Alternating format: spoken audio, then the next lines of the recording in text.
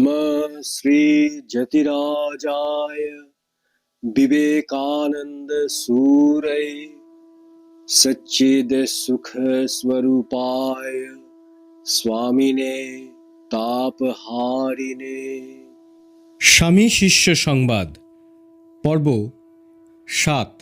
স্থান আলমবাজার মঠ, কলিকাতা। কাল এপ্রিল 1897। প্রথমবার বিলাত হইতে ফিরিয়া স্বামীজি যখন কিছুদিন কলিকাতায় ছিলেন, তখন বহু উৎসাহী যুবক তাহার নিকট যাতায়াত করিত। দেখা গিয়াছে সেই সময় স্বামীজি অবিবাহিত যুবকগণকে ব্রহ্মচর্য ও ত্যাগের বিষয় সর্বদা উপদেশ দিতেন এবং সন্ন্যাস অথবা আপনার মোক্ষ ও জগতের কল্যাণার্থ সর্বস্ব ত্যাগ করিতে বহুধা উৎসাহিত করিতেন। আমরা তাহাকে অনেক সময় বলিতে শুনিয়াছি, সন্ন্যাস গ্রহণ না করিলে কাহারও যথার্থ আত্মজ্ঞান লাভ হইতে পারে না। কেবল তাহাই নহে, বহুজন হিতকর বহুজন সুখকর কোনো ঐহিক কার্যের অনুষ্ঠান এবং তাহাতে সিদ্ধিলাভ করাও সন্ন্যাস ভিন্ন হয় না। তিনি সর্বদা ত্যাগের উচ্চাদর্শ উৎসাহী যুবকদের সমক্ষে স্থাপন করিতেন এবং কেহ সন্ন্যাস গ্রহণ করিবে এইরূপ অভিপ্রায় প্রকাশ করিলে তাহাকে সমধিক উৎসাহ দিতেন ও কৃপা করিতেন। এই সময় কতিপয় ভাগ্যবান যুবক সংসার আশ্রম ত্যাগ করিয়া তাহার দ্বারাই সন্ন্যাসাশ্রমে দীক্ষিত হইয়াছিল। ইহাদের মধ্যে যে 4 জনকে স্বামীজি প্রথম সন্ন্যাস দেন, তাহাদের সন্ন্যাসব্রত গ্রহণের দিন শিষ্য আলমবাজার মঠে উপস্থিত ছিল। ইহাদের মধ্যে একজনকে যাহাতে সন্ন্যাস না দেওয়া হয় সেজন্য স্বামীজির গুরুভ্রাতৃগণ তাহাকে বহুধা অনুরোধ করেন। স্বামীজি তদুত্তরে বলিয়াছিলেন, আমরা যদি পাপী তাপী দিন দুঃখী পতিতের উদ্ধার সাধনে পশ্চাৎপদ হই, তাহলে কে আর তাকে দেখবে? তোমরা এ বিষয়ে আর কোনরূপ প্রতিবাদী হইও না। স্বামীজির বলবতী ইচ্ছাই পূর্ণ হইল। অনাথশরণ স্বামীজি নিজ কৃপাগুণে তাহাকে সন্ন্যাস দিতে কৃতসংকল্প হইলেন।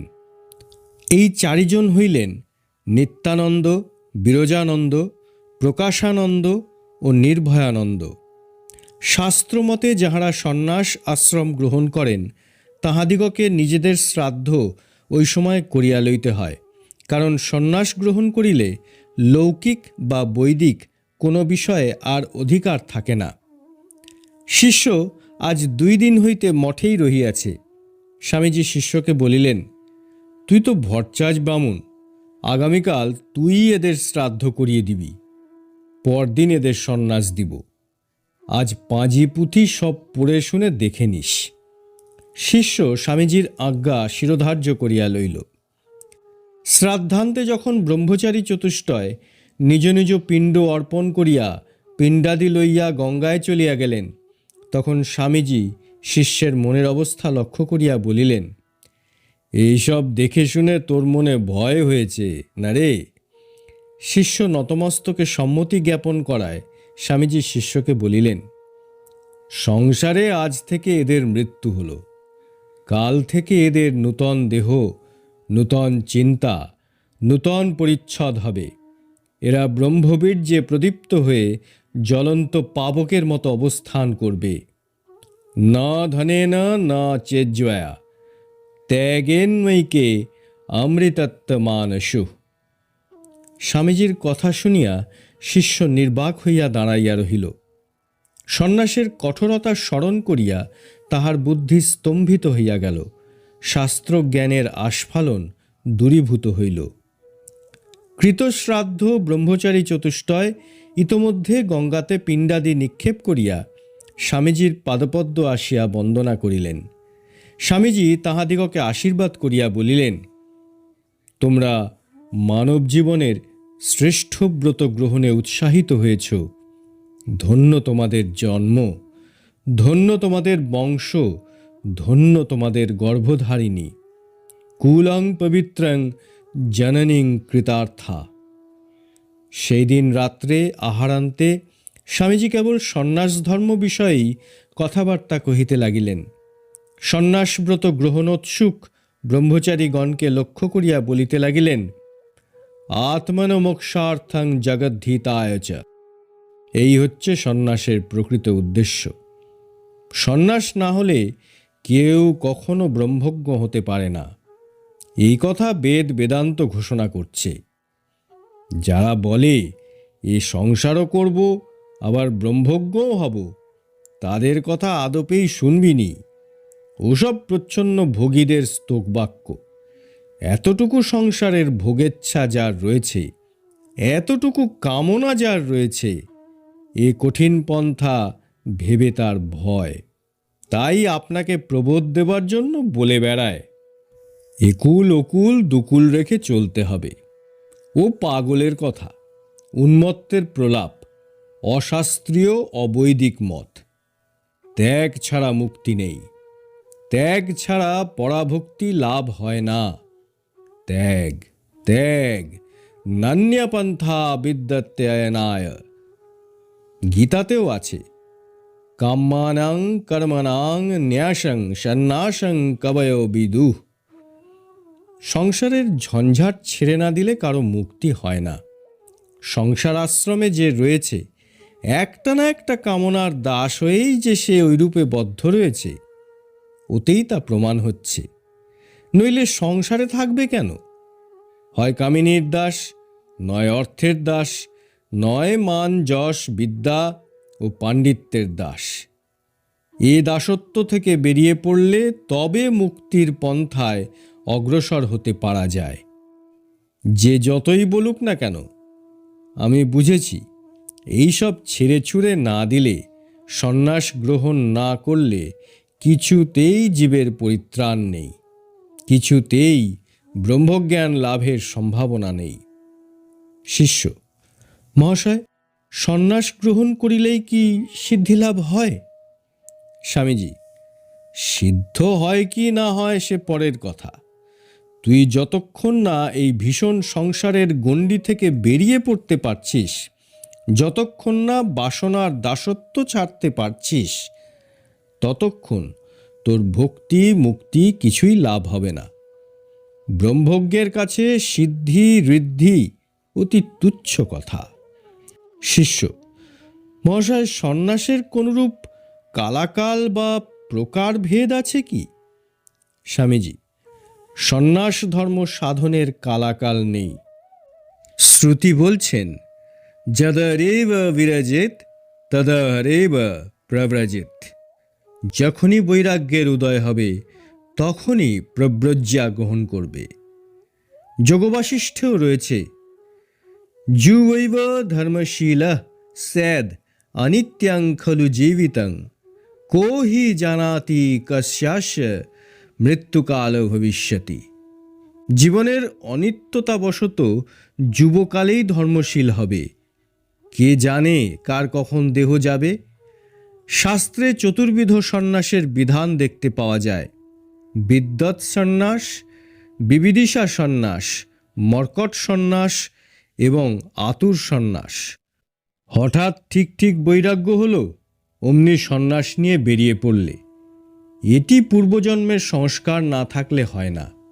এরই নাম বিদ্যৎ সন্ন্যাস। আবার আত্মতত্ত্ব জানবার প্রবল বাসনা থেকে শাস্ত্রপাঠ ও সাধনাদি দ্বারা স্বস্বরূপ অবগত হবার জন্য কোনো ব্রহ্মজ্ঞ পুরুষের কাছে সন্ন্যাস নিয়ে স্বাধ্যায় ও সাধন ভজন করতে লাগল, একে বিবিদিষা সন্ন্যাস বলে। সংসারের তাড়না, স্বজন বিয়োগ বা অন্য কোনো কারণে কেউ কেউ বেরিয়ে পড়ে সন্ন্যাস নেয়, কিন্তু এ বৈরাগ্য স্থায়ী হয় না। এর নাম মর্কট সন্ন্যাস। ঠাকুর যেমন বলতেন, বৈরাগ্য নিয়ে পশ্চিমে গিয়ে আবার একটা চাকরি বাগিয়ে নিলে, তারপর চাই কি পরিবার আনলে বা আবার বিয়ে করে ফেললে। আর এক প্রকার সন্ন্যাস আছে, যেমন মুমূর্ষু রোগশয্যায় শায়িত, বাঁচবার আশা নেই, তখন তাকে সন্ন্যাস দেবার বিধি আছে। সে যদি মরে তো পবিত্র সন্ন্যাসব্রত গ্রহণ করে মরে গেল, পরজন্মে এই পুণ্যে ভালো জন্ম হবে।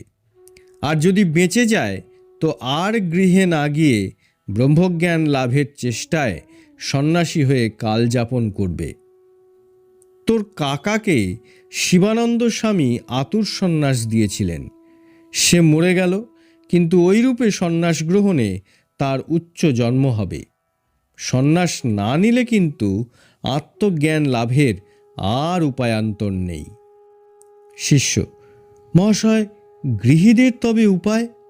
স্বামীজি: সুকৃতিবশত কোনো না কোনো জন্মে তাদের বৈরাগ্য হবে।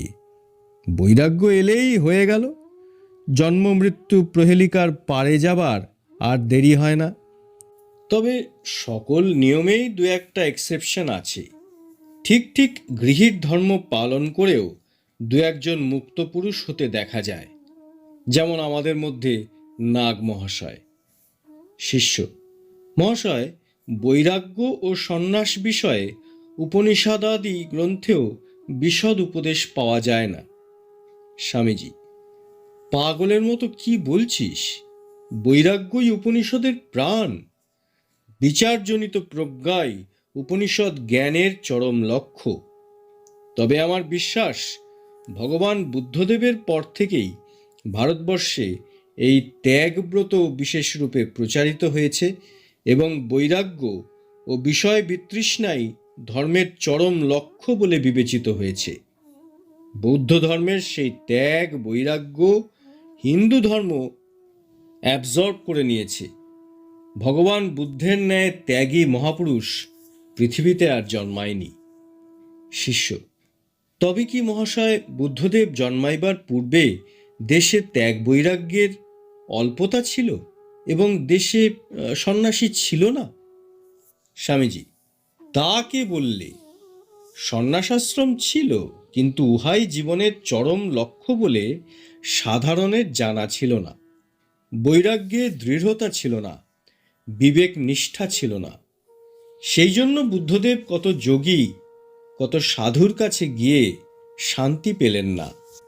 তারপর ইহাসনে শুষ্যতু মে শরীরং বলে আত্মজ্ঞান লাভের জন্য নিজেই বসে পড়লেন এবং প্রবুদ্ধ হয়ে তবে উঠলেন।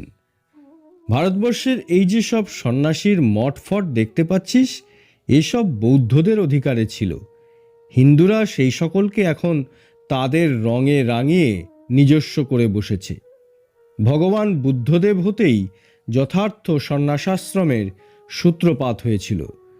তিনিই সন্ন্যাসাশ্রমের মৃতকঙ্কালে প্রাণ সঞ্চার করে গেছেন। স্বামীজির গুরুভ্রাতা স্বামী রামকৃষ্ণানন্দ বলিলেন, বুদ্ধদেব জন্মাবার আগেও ভারতে আশ্রম চতুষ্টয় যে ছিল, সংহিতা পুরাণাদি তার প্রমাণ স্থল। স্বামীজি: মন্যাদি সংহিতা পুরাণ সকলের অধিকাংশ এবং মহাভারতের অনেকটাও সেদিনকার শাস্ত্র। ভগবান বুদ্ধ তার ঢের আগে। রামকৃষ্ণানন্দ: তাহলে বেদে, উপনিষদে, সংহিতায়, পুরাণে বৌদ্ধ ধর্মের সমালোচনা নিশ্চয়ই থাকত, কিন্তু এই সকল প্রাচীন গ্রন্থে যখন বৌদ্ধ ধর্মের আলোচনা দেখা যায় না, তখন তুমি কি করে বলবে বুদ্ধদেব তার আগেকার লোক? দু চারখানি প্রাচীন পুরাণাদিতে বৌদ্ধমতের আংশিক বর্ণনা রয়েছে।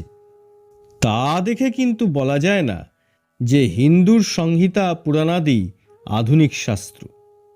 স্বামীজি: হিস্ট্রি পড়ে দেখ, দেখতে পাবি হিন্দু ধর্ম বুদ্ধদেবের সব ভাবগুলি অ্যাবজর্ব করে এত বড় হয়েছে।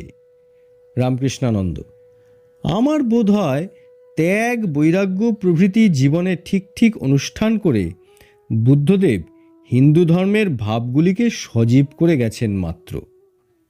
স্বামীজি: ওই কথা কিন্তু প্রমাণ করা যায় না, কারণ বুদ্ধদেব জন্মাবার আগেকার কোনো হিস্ট্রি পাওয়া যায় না। হিস্ট্রিকে অথরিটি বলে মানলে এ কথা স্বীকার করতে হয় যে পুরাকালের ঘোর অন্ধকারে ভগবান বুদ্ধদেবই একমাত্র জ্ঞানালোক প্রদীপ্ত হয়ে অবস্থান করছেন। পুনরায় সন্ন্যাস ধর্মের প্রসঙ্গ চলিতে লাগিল। সন্ন্যাসের অরিজিন যখনই হোক না কেন, মানব জন্মের গোল হচ্ছে এই ত্যাগব্রত অবলম্বনে ব্রহ্মজ্ঞ হওয়া। সন্ন্যাস গ্রহণই হচ্ছে পরম পুরুষার্থ। বৈরাগ্য উপস্থিত হবার পর যারা সংসারে বিতরাগ হয়েছে তারাই ধন্য। শিষ্য: মহাশয়, আজকাল অনেকে বলিয়ে থাকেন যে ত্যাগী সন্ন্যাসীদের সংখ্যা বাড়িয়া যাওয়ায় দেশের ব্যবহারিক উন্নতির পক্ষে ক্ষতি হইয়াছে। গৃহস্থের মুখাপেক্ষী হইয়া সাধুরা নিষ্কর্মা হইয়া ঘুরিয়া বেড়ান বলিয়া ইহারা বলেন সন্ন্যাসীরা সমাজ ও স্বদেশের উন্নতিকল্পে কোনরূপ সহায়ক হন না। স্বামীজি: লৌকিক বা ব্যবহারিক উন্নতি কথাটার মানে কি? আগে আমায় বুঝিয়ে বল দেখি। শিষ্য: পাশ্চাত্য যেমন বিদ্যা সহায়ে দেশে অন্নবস্ত্রের সংস্থান করিতেছে, বিজ্ঞান সহায়ে দেশে বাণিজ্য, শিল্প, পোশাক পরিচ্ছদ, রেল, টেলিগ্রাফ প্রভৃতি নানা বিষয়ের উন্নতি সাধন করিতেছে, সেইরূপ করা। স্বামীজি: মানুষের মধ্যে রজগুণের অভ্যুদয় না হলে এসব হয় কি? ভারতবর্ষ ঘুরে দেখলুম, কোথাও রজগুণের বিকাশ নেই। কেবল ঘোর তমগুণে ইতর সাধারণ সকলে পড়ে রয়েছে। কেবল সন্ন্যাসীদের ভেতরেই দেখেছি রজ ও সত্ত্বগুণ রয়েছে। এরাই ভারতের মেরুদণ্ড। যথার্থ সন্ন্যাসী গৃহীদের উপদেষ্টা। তাদের উপদেশ ও জ্ঞানালোক পেয়েই পূর্বে অনেক সময় গৃহীরা জীবন সংগ্রামে কৃতকার্য হয়েছিল। সন্ন্যাসীদের বহুমূল্য উপদেশের বিনিময়ে গৃহীরা তাদের অন্ন বস্ত্র দেয়। এই আদান প্রদান না থাকলে ভারতবর্ষের লোক এতদিনে আমেরিকার রেড ইন্ডিয়ানদের মতো প্রায় এক্সটিংক্ট হয়ে যেত। গৃহীরা সন্ন্যাসীদের দুমুঠো খেতে দেয় বলে গৃহীরা এখনও উন্নতির পথে যাচ্ছে। সন্ন্যাসীরা কর্মহীন নন, তারাই হচ্ছে কর্মের ফাউন্টেন হেড। উচ্চ আদর্শ সকল তাদের জীবনে বা কাজে পরিণত করতে দেখে এবং তাদের কাছ থেকে ওইসব আইডিয়া নিয়েই গৃহীরা কর্মক্ষেত্রে জীবন সংগ্রামে সমর্থ হয়েছে ও হচ্ছে। পবিত্র সন্ন্যাসীদের দেখেই গৃহস্থেরা পবিত্র ভাবগুলি জীবনে পরিণত করছে এবং ঠিক ঠিক কর্মতৎপর হচ্ছে। সন্ন্যাসীরা নিজ জীবনে ঈশ্বরার্থে ও জগতের কল্যাণার্থে সর্বস্ব ত্যাগরূপ তত্ত্ব প্রতিফলিত করে গৃহীদের সব বিষয়ে উৎসাহিত করছে, আর বিনিময়ে তারা তাদের দুমুঠো অন্ন দিচ্ছে। দেশের লোকের সেই অন্ন জন্মাবার প্রবৃত্তি এবং ক্ষমতাও আবার সর্বত্যাগী সন্ন্যাসীদের আশীর্বাদেই বর্ষিত হচ্ছে। না বুঝেই লোকে সন্ন্যাস ইনস্টিটিউশনের নিন্দে করে। অন্য দেশে যাই হোক না কেন, এ দেশে কিন্তু সন্ন্যাসীরা হাল ধরে আছে বলেই সংসার সাগরে গৃহস্থদের নৌকো ডুবছে না। শিষ্য: মহাশয়, লোক কল্যাণে তৎপর যথার্থ সন্ন্যাসী কয়জন দেখিতে পাওয়া যায়? স্বামীজি: 1000 বৎসর অন্তর যদি ঠাকুরের ন্যায় একজন সন্ন্যাসী মহাপুরুষ আসেন তো ভরপুর। তিনি যে সকল উচ্চ আদর্শ ও ভাব দিয়ে যাবেন তা নিয়ে তাঁর জন্মাবার 1000 বৎসর পর অবধি লোকে চলবে। এই সন্ন্যাস ইনস্টিটিউশন দেশে ছিল বলেই তো তাঁর ন্যায় মহাপুরুষেরা এদেশে জন্মগ্রহণ করেছেন। দোষ সব আশ্রমেই আছে, তবে অল্পাধিক। দোষ সত্ত্বেও এতদিন পর্যন্ত যে এই আশ্রম সকল আশ্রমের শীর্ষস্থান অধিকার করে দাঁড়িয়ে রয়েছে, তার কারণ কি? যথার্থ সন্ন্যাসীরা নিজেদের মুক্তি পর্যন্ত উপেক্ষা করেন। জগতের ভালো করতেই তাঁদের জন্ম। এমন সন্ন্যাসাশ্রমের প্রতি যদি তোরা কৃতজ্ঞ না হোস তো তোদের ধিক, শতধিক। বলিতে বলিতে স্বামীজির মুখমণ্ডল প্রদীপ্ত হইয়া উঠিল। সন্ন্যাসাশ্রমের গৌরব প্রসঙ্গে স্বামীজি যেন মূর্তিমান সন্ন্যাসরূপে শিষ্যের চক্ষে প্রতিভাত হইতে লাগিলেন।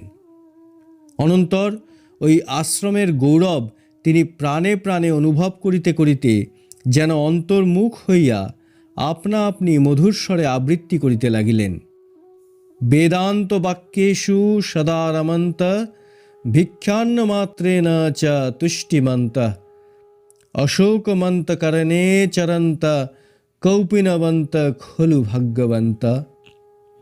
পরে আবার বলিতে লাগিলেন, বহুজন হিতায় বহুজন সুখায় সন্ন্যাসীর জন্ম। সন্ন্যাস গ্রহণ করে যে এই আইডিয়াল ভুলে যায়, কৃথৈব তস্য জীবনম। পরের জন্য প্রাণ দিতে, জীবের গগনভেদী ক্রন্দন নিবারণ করতে, বিধবার অশ্রু মুছাতে, পুত্র বিয়োগ বিধুরার প্রাণে শান্তিদান করতে, অজ্ঞ ইতর সাধারণকে জীবন সংগ্রামের উপযোগী করতে, শাস্ত্রোপদেশ বিস্তারের দ্বারা সকলের ঐহিক ও পারমার্থিক মঙ্গল করতে এবং জ্ঞানালোক দিয়ে সকলের মধ্যে প্রসুপ্ত ব্রহ্মসিংহকে জাগরিত করতে জগতে সন্ন্যাসীর জন্ম হয়েছে। গুরুভ্রাতাদের লক্ষ্য করিয়া বলিতে লাগিলেন, আত্মন মোক্ষার্থং জগদ্ধিতায় চ আমাদের জন্ম। কি করছিস সব বসে বসে? ওঠ, জাগ, নিজে জেগে অপর সকলকে জাগ্রত কর, নবজন্ম সার্থক করে চলে যা। উত্তিষ্ঠিত জাগ্রত প্রাপ্য বরান নিবোধত।